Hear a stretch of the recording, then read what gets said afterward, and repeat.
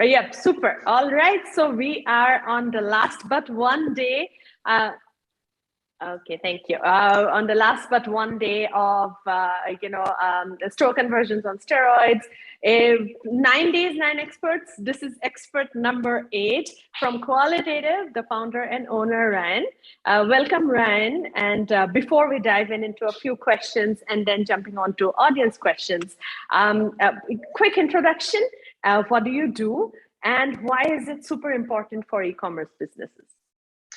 My LinkedIn tagline is that I optimize websites for humans. Partially comes out of when I tell people I do CRO, they're like, "Is that like SEO?"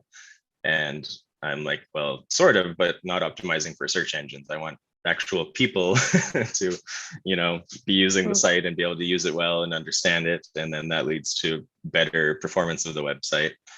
And then also the term qualitative, the implication of that is that we do place a lot of importance on qualitative research, not just quantitative. So we're not just looking at analytics. We want to pair qualitative and quantitative findings in order to find validated insights that we can use as inputs into a testing program.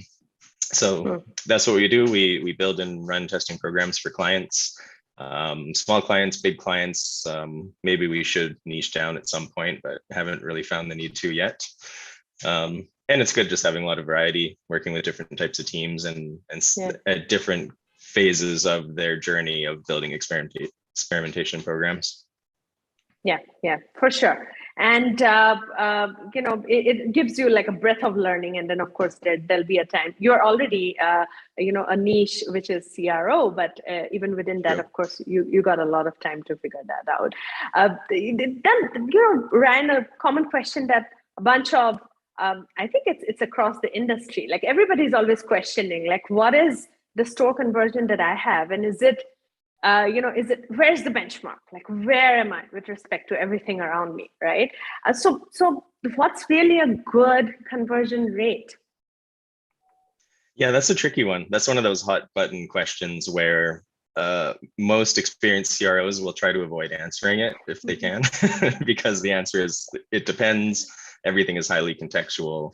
Even a similar product and sort of similar audience, that business is going to have different traffic acquisition activities. And some of those will bring in higher quality traffic or lower quality, or, higher intent versus lower intent. But if I had to pin just a quick number on it for an e-com store, I would say you should be aiming to get in sort of the 3 to 5% store like site-wide conversion rate.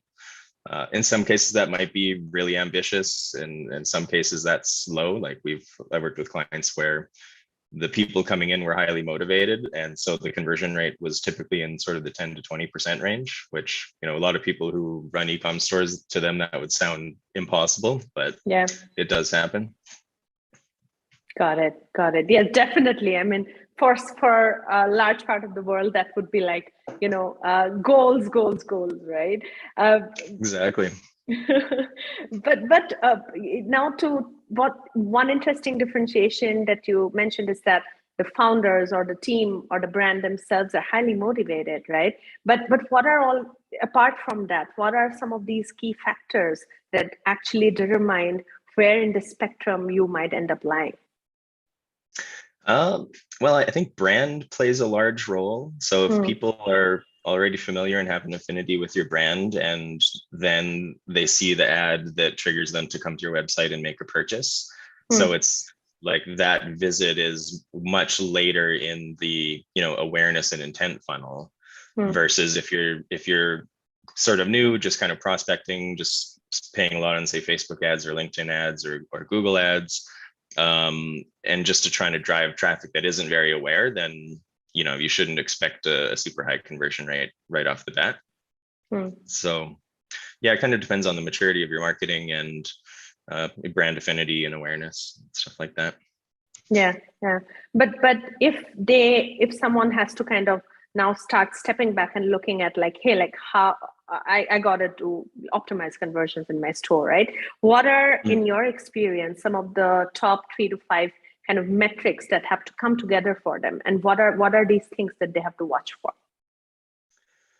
Yeah, that's also a pretty complex area. So even, well, when you're talking metrics for conversion optimization, there's, I'd say, three layers to it. One Mm, being the actual test level metrics, which is, we're running a test based on final conversions in terms of transactions, or, sometimes you don't have the traffic for that. And so you might shift your strategy towards just getting people to the next step of the funnel, driving mm, more traffic to cart and mm, checkout and stuff.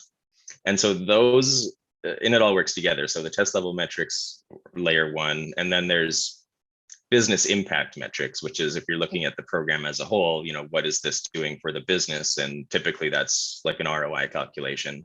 And I'll go mm, into that a bit more because it's also a deep area with lots of problems and potential pitfalls. And then there's what I'd say project or program level metrics. So mm. assessing the CRO experimentation program itself. Um, so I don't know, which one do you think we should start with? The first one, like let's go one by one. Let's just go one after another. Okay, sure. So yeah, ideally you want to be testing, running your individual tests based on final conversions as much as possible, because you want people to actually put their money where their mouth is. Like you Mm, can get signals that people might be willing to purchase. They might say they're willing to purchase, but when it actually comes down to parting with their money, that's a different story. So, transaction conversion rate is a pretty good one for that. I would say a better one is measuring tests based on revenue per user, mm, because that kind of isolates other factors. It would include things like AOV in the calculation. So it's not mm. driving a whole bunch of purchases of cheap products, so you can kind of balance those two factors if you're measuring the revenue for each user. Yeah, The problem with that is it's a lot more difficult to calculate. You can't just plug RPU into a typical A/B test calculator yeah, because you actually need the error statistic, or the error distribution of the test data. So there are tools out there that can do that, like Analytics Toolkit, for example. But you need to set your analytics up in advance, even to be able to record that data. Like a basic GA setup, you won't be able to do that. yeah. So a bit more complexity, but definitely worth it because you're getting a more holistic view of the effect of the test. Would you want to also think of segmentation when you're thinking about that? Yeah, definitely. Again, depending on kind of like your volume, everything depends always, Yeah, I guess. yeah, But if it's a fairly low traffic website and you're just barely able to do some A/B testing, like you have a few hundred conversions per month, then segmentation is not really going to help you much, because once you slice and dice that test data into smaller segments, there's just not enough there to be mm, confident in the results. Even if mm. you have statistical significance, but you only have like say 12 versus 8 conversions, then it's wow, 50% uplift. But you leave that test running a little longer, you'll get a couple more conversions, and it's gonna be going up in steps and stuff. Hmm. Hmm. So segmenting can come in around say like 1,000 transactions a month, so that once you split up control and variant and look at different segments, like we're talking about browser types or traffic source, or looking at new versus returning. Yeah, Those are the typical ones that you look at. So you can get a lot more insight if you actually have the volume to be looking at that. got it, got it. Right, and then let's move to the next phase of the metrics that you gotta kind of dive into. Yeah. So yeah, if you're running a bunch of tests, then eventually, whether you're in an agency working for clients or you're doing this in-house, someone is going to be asking, okay, what is the payoff of this? We're spending all this money to pay you to run these experiments. And it costs money to get them developed, to get them designed. If you're doing them, not just little tiny tweaks in a visual editor, which Hmm. has its own pitfalls. So there's a cost associated with it. And this is business. People want to know that it's actually worth it. So the common way to handle that is to do an ROI calculation of a bunch of tests. Say you do it on a monthly basis or a quarterly basis, where you look at, okay, we ran this test, had a 10% uplift. It was exposed to 80% of our traffic because it was on the homepage, for example. And so you can just kind of multiply, what does a 10% uplift do to revenue over the course of a certain amount of time? Because the idea is, you implement the test, you get a little bit of boost to conversion rate, and that lasts for some period of time. So it does get cumulative. Like that one test gives you a bit of a boost, and then you run another test, implement that change. And so you should be doing this little step function where you're going up. And if you have a losing test, you don't implement it, right? So it doesn't go down from there. And so that's pretty common. And like I said, there's a lot of problems with it in both directions. So it can overstate things because, you know, a lot of people will run a bunch of tests, and they get, say, 5% uplift, and they start stacking them, and then they look at their actual conversion rate, and it's not necessarily following that. So you have this ROI calculation that's like, look how fantastic we're doing, but the actual store-wide conversion rate, you know, if you're doing it right, it should be going up still. But you have to think of what would that conversion rate have done if you were not doing anything.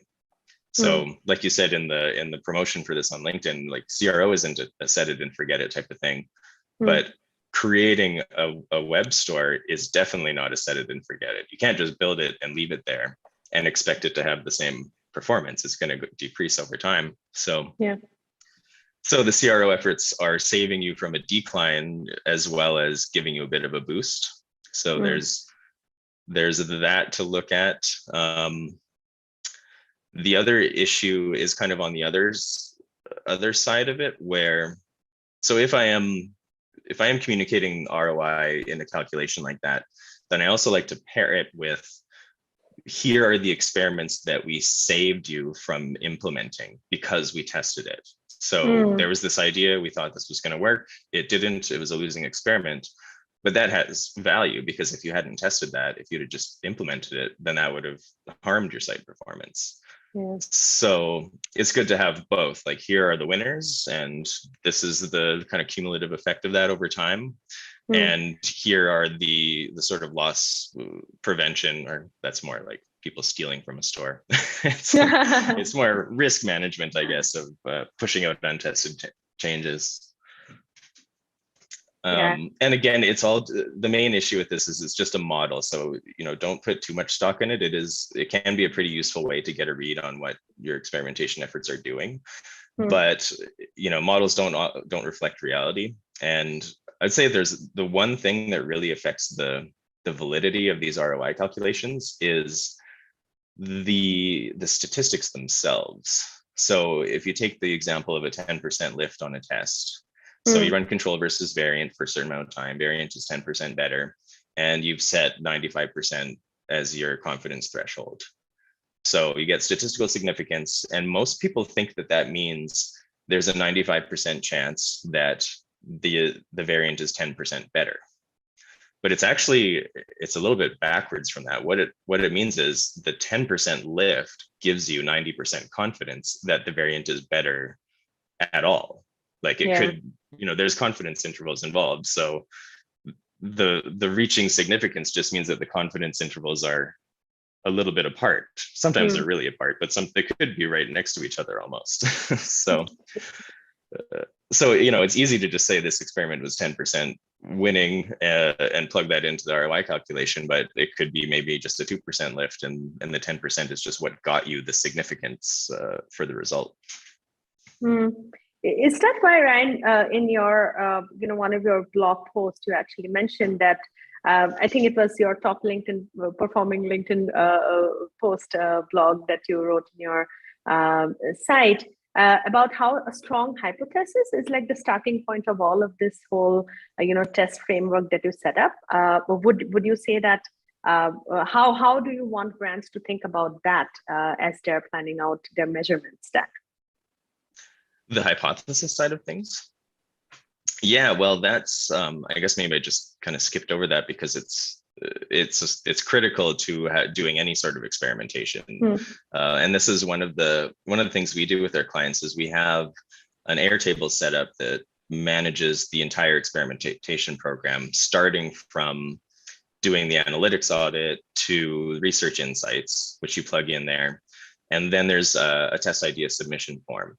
And we use that as a way to sort of enforce and educate things like having a proper hypothesis for your test. So even if it's just someone's idea, we're going to direct them to, okay, here's the form, pick which research it's based on. And even right then, people would be like, wait, what? Research? What do you mean?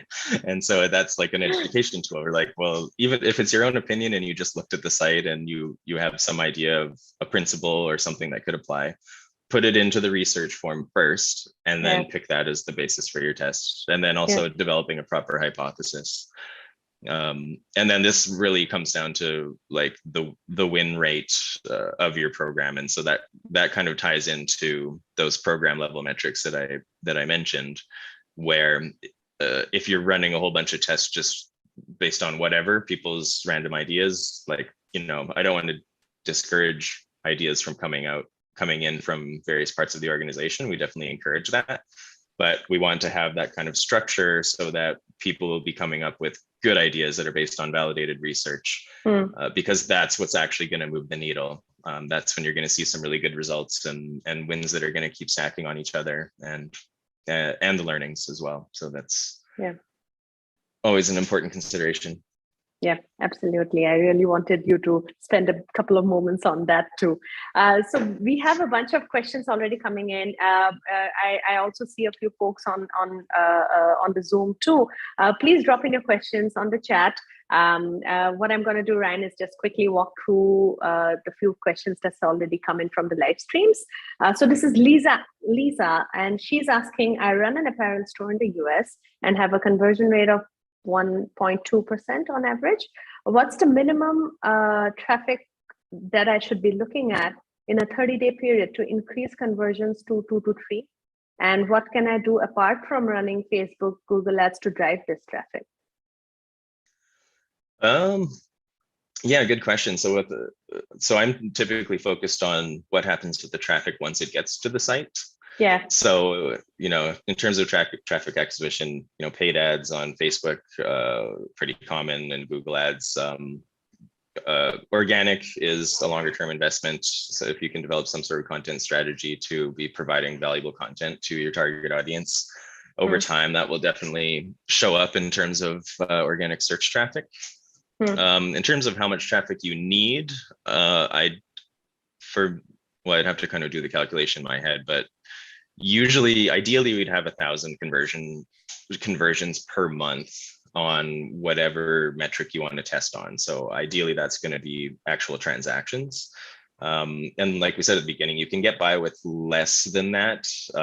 If you really want to be doing some testing, you can sort of get by with, say, 100 conversions per variation or per variant. But I'd kind of caution that, because testing on low volume websites tends to be really discouraging. You end up having a lot of inconclusive tests.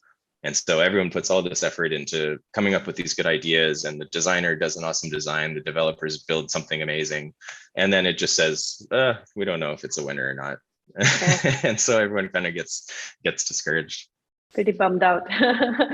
But a part of this question is also interesting, because Lisa is also asking about a 2 to 3%. I think that's what she wants to reach at. We all know that when your traffic increases, traffic quality most likely is dropping a little bit. So there's like higher chance of your conversions dipping versus increasing, right? So what can Lisa do? I guess it depends what the incentives are. I mean, if she's paid based on the actual site conversion rate, then maybe you want to trim off some of the lower performing traffic sources. That might not be actually a good solution in terms of the wider business context. But yeah, generally, like a store that's just kind of starting out with experimentation or even conversion research, if experimentation isn't quite viable, below 1% is pretty common. Around 1% is a pretty typical starting point. And if you can do some good conversion research, like, you know, exit polls are really easy to stand up. You don't need a lot of sample size. You can get by with, say, 100, 150 responses to an exit poll. So if you see that, you know, people are abandoning your checkout, then just set up a quick single question poll that says, hey, what's holding you back from completing your purchase today? And you'll get some gold in there pretty quickly. Like, people will actually tell you what's frustrating them. If people are frustrated on a website and then you give them an outlet to express that frustration, they're very grateful for it. And they're like, you'll get a lot of troll responses as well, but you're going to get some actionable stuff pretty quick. And so if you can do some kind of simple research like that, look at heat maps and analytics to see what's happening on the site, and then do some sort of qualitative surveying, like a customer survey, to understand more about the why of what you see is happening. And even if you can't test it because you don't have the volume, the insights you generate from that type of activity, you can almost just implement them directly in batches and see how it goes. Just keep an eye on the conversion rate. And then once you get up to that level of testing, then using those research as inputs for test ideas, then that's when you're really going to start seeing some traction. Yeah, I hope that helps, Lisa. The next question is from Harry. Any tips on improving add to cart conversions? Yeah, I think one quick tip would be on mobile, just having the add to cart button visible at all times. So if that's not already set up on your store, have a look on your mobile and just kind of scroll on the product page. And as soon as the main add to cart button goes out of view, just have a sticky one at the bottom that stays there. So as they're kind of consuming the content, learning more about the product, they don't have to hunt around and try and find the add to cart button. Yeah, that's a great tip. Actually, it applies to any site, not just e-commerce. All right. The third question from Barada. How would you say your approach? This is a spotlight on your end. How would you say your approach to CRO has changed from when you started to now? And what apps do you recommend for running store experiments? How has my approach changed? It's pretty much always changing, but I guess I haven't paid a lot of attention to how. I think as an inexperienced CRO, basically just took the courses and started working on projects right away. There's just that Dunning-Kruger effect curve where when you're a beginner, you think you know everything, and then the more you learn, the more you realize you don't know, and so then you go through this dip. I like to think that I'm climbing out the other side now, in terms of, because I know there's a lot that I know that I don't know now. So I think that's a good thing, and it's a sign of progress. That's a great thing. That's definitely a lot of progress. Yeah. And then what was the other part of that one? The second part of his questions, what apps do you recommend for running store experiments? Apps. Well, for running experiments, usually it's mostly about the testing tool. The one that I like in particular is convert.com. I just think that they're kind of leading the industry in terms of the innovations in the product itself and handling things like tracking prevention and cookie issues. And they're just pretty active in the CRO community, but generally they're all very similar. And I don't personally care too much about the testing tool interface. I like to send all the data to GA and do the analysis there. And so basically you just need the tool to split the traffic, randomize the traffic and assign the control invariant, and for targeting, and so having targeting logic and stuff like that. So it's not too critical. You can work with almost any testing tool as long as you make sure to check it first, run an AA test and check the calibration. Yeah. Otherwise, Hotjar I always recommend as kind of like a lightweight, customer experience tool. It's pretty, good for heat maps and session recordings, and for running those on-site polls that I was talking about. But they've been getting more expensive lately and changing their pricing structure. So yes. kind of looking for alternatives. For a while, I was telling clients to just use Hotjar for the polls and not bother paying for, getting every single session recorded in there, and then using Microsoft Clarity for heat maps and session recordings. It's actually a pretty good tool, and it's free. I don't know how long it will stay that way, or if they're planning on introducing other tiers to it or something. But then I noticed that Hotjar just changed their pricing model, so now you can't really use it for free just to do the polls as easily as you could before. So that's something I'm kind of trying to find alternatives to, or maybe someone needs to build something. Yeah. Anybody who's listening out there, and the next question is from Ankit, and he's asking, what are some of the effective ways to ensure products are easily discovered by users on your store? Yeah, there's lots of ways to surface products. So one of them is the main nav. So Hmm. that's kind of like one of the main places people will look. So you want to make sure that you have good, easy to use navigation. Um, but that's just one part of it. Otherwise, the homepage is kind of a logical place where people do the initial kind of segmentation or exploration. So, having a pretty good overview of what your categories are. Like if you walk into a physical retail store, Hmm. within a couple of seconds of walking in, you kind of can do a quick scan. You can see, okay, there's the men's section and the women's section, and there's the kids. And so, and there'll be a couple of like examples right away on displays and stuff like that. So try to emulate that experience as much as possible on the website. Just think of them, they're walking into your store. So just make it super easy for them to see what you even have and what are the different areas, and let them choose the path, like which of this is for me, because that's kind of what's happening in the lizard brain part of their Yeah. psyche is, Yeah. Okay, what is this? Why am I here? And is this for me? Because the first part of the brain that's making those initial distinctions is very selfish. It's the mammalian brain evolved a lot later, and that's the one that is more caring and thinks things through a little bit more. Hmm. So yeah, appeal to the lizard brain, make it really super easy for them to see. And then the other thing I would say is, similar product recommendations on the product page. There's also a lot of tactics you can use with once they've added something to a cart. You could do like a pop-up that says, for upsells and cross-sells, stuff like that, or you could do it in the cart, or you could do it in the checkout. You could do a post-purchase one-click upsell. So in that whole sequence of events, there's a lot of points where you could experiment with surfacing other product recommendations that are targeted to what they've just added or what they're about to purchase. So, and in your experience, Rand, even if it doesn't really convert into an upsell or increasing of the basket size at that point in time, does it actually help in recall in some way? Have you noticed some sort of connect over there? I haven't actually measured it, but you definitely could. Because like these days, CRO is not just focused on the purchase. I guess some people will call it something else if you're looking at retention rates and reorder rates and stuff like that. But you should be. I think it's really important to be looking at those deeper funnel post-purchase metrics and look at the entire customer experience. And yeah, even if they're not buying something at the moment you suggest it, it's in their mind, and so they're going to be aware of it. And so I would expect that you could run experiments like that and see an uptick in retention. Yeah. All right. We are already 10 minutes over time. But that just shows that everybody's super excited to learn from you, Ryan. I do have one more question, so I'm going to take a couple of more minutes, and I've asked it to most of the folks that we've spoken to in the last 7 days before today.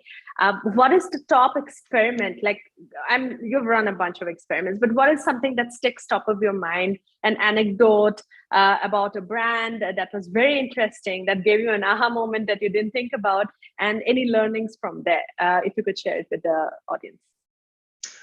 Yeah. There was an experiment that we did recently for a client where, and this is a really common situation, they were sending most of their traffic from their paid ads, this was mostly on Facebook, just to a generic landing page.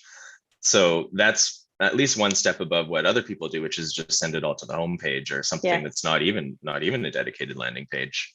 But in this case, it was a bunch of like influencers in the industry that people would be familiar with, and they were featured in the ads. So they would have, say, 4 or 5 different versions of the ads with a different influential person talking about their experience with this product. And then they just get sent to a landing page where it's like, here's the things we offer, you should buy them, basically. So what we wanted to do is convert that into more of a story where they click on the ad that has this person, and then the page they get to is completely focused on that person. So it's like a longer version of the video and a section about like how do they actually use this product, and a quote from them about the benefits that they've seen from doing it and stuff. And the effect of that was really good. It was over 20% conversion rate increase, which it is pretty tough to get effects that big when you're running a lot of experiments. Like once in a while you just kind of knock one out of the park, but generally you're pretty happy to get lifts in sort of the 5 to 10% range, especially in sort of medium maturity program.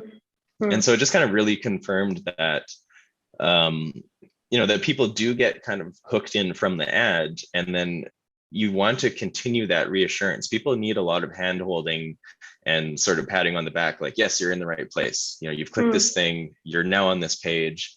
It's talking about the same thing that you originally clicked on. And that actually does have like a really big impact in people being comfortable to continue, because they feel like there's this logical flow and story that's happening. Wow, I love that example. I think, again, something that anybody, not just e-commerce brands, but anybody can actually take away from this conversation. Thank you so much. This was super insightful. This was super, super insightful. And folks, if you have any more questions, please feel free to reach out to Ryan. Ryan, how can they reach out to you? LinkedIn is the best place. I'm not super active on there. I'm trying to get better at it, but I check it all the time. And so, yeah, feel free to reach out and send me a DM. I always like talking about CRO and experimentation. That's super interesting. There's so many different areas within it, and interesting people in the industry and stuff. So yeah, I always like connecting with people there. Super. And of course, you can easily find Ryan. Just type for Koala and CRO, you'll get Ryan, right? So qualitative, qualitative with Ryan. Thank you so much. And that's a wrap for today.